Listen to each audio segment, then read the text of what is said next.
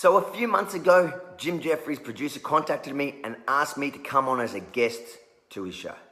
Now, I agreed with two conditions. One, there'll be no neo-Nazi or Nazi sympathizers on the same segment because I don't want to be aligned to them and I don't want to give them any legitimacy or anything like that. Common sense.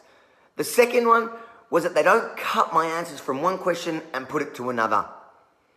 Now, to my horror, but not my surprise, they did exactly both those things. But they went even further.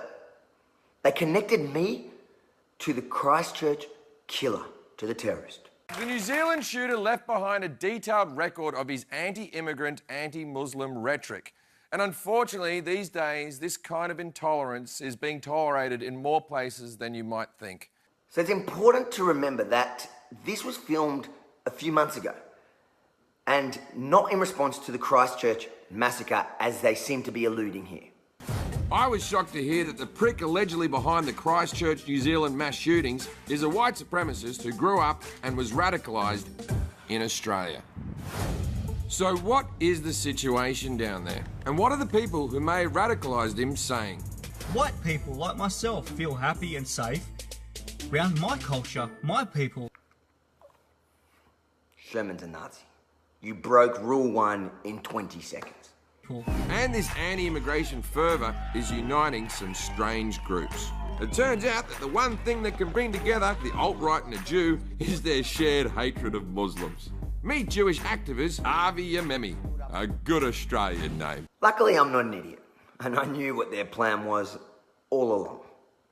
Well, they flew me to Singapore, put me in a hotel for a couple of days there. What was I to expect? It was a setup.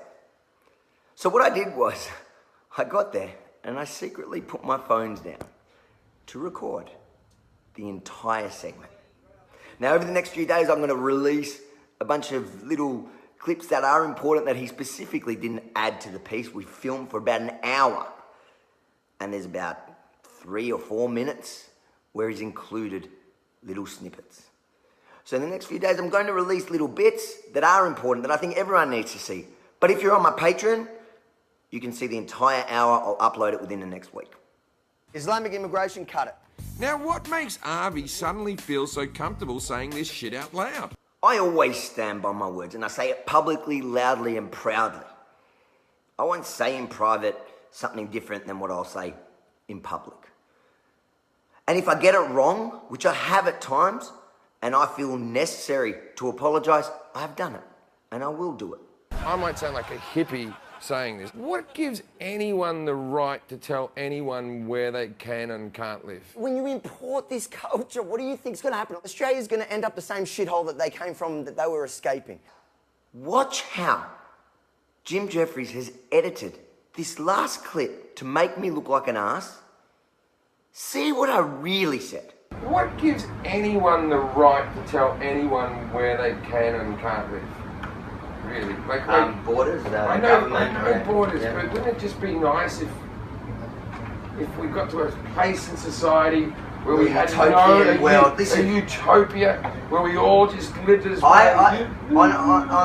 a level I agree you with may you. say I'm a dreamer. I think most people, sensible people would agree with you in theory. Yeah.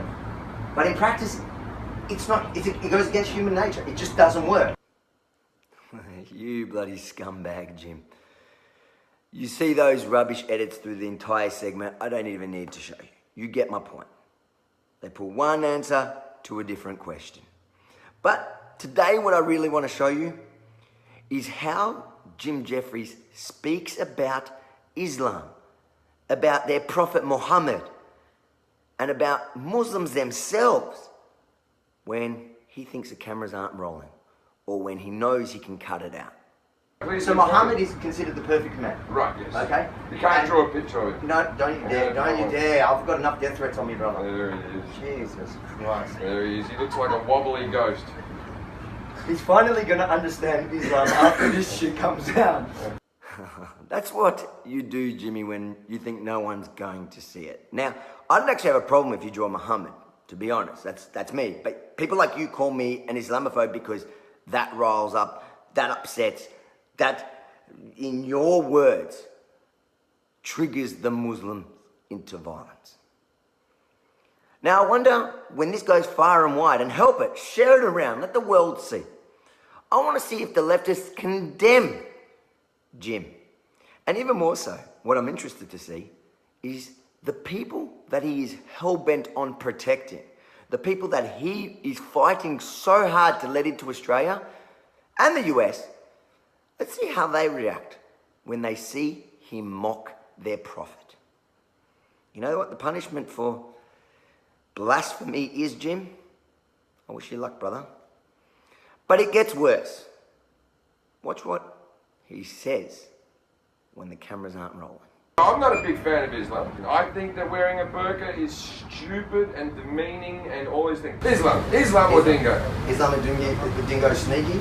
Yeah. Probably both. Probably both. Dangerous? Probably both. Probably both. The dingo ate the baby.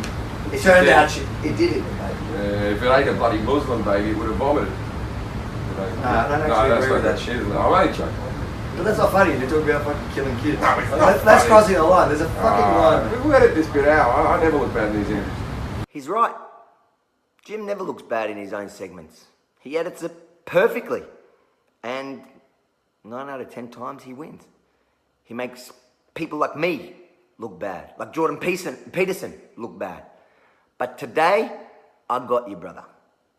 How's it feel? So that's all I'm saying to you is that We don't disagree on all... Nah, mate. We don't agree. I never, ever, ever even joke about killing Muslims. So I'm going to ask you all at home, make sure to share this far and wide. Share it with everyone. Because Jim works with the establishment, he has the mainstream media, he has the platform, he has the numbers. But I have you. Share it around.